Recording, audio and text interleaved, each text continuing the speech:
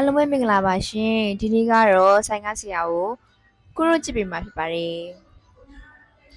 ကိုရောကအမှန်မချွတ်တက်ဘူးပေါ့နော်အခုကစမ်းပြီးတော့ကြည့်ပေးမှာပါအရင်ဆုံးဆိုင်မှာရှိရဲ့ခြေကိုပဲလက်နှစ်ဖက်မှာတင်လိုက်ပါတယ်အခုတော့ခက်ကျနေပါပြီစစ်တော်အရန်ကိုမှခက်ပါတယ်ရှင်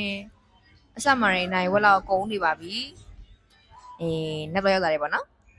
ကဲဒုတိယတန်းကြည့်နေပါပြီခုဆိုလို့ရှိရင်3တန်းတောင်ပြီးပြီပေါ့နော်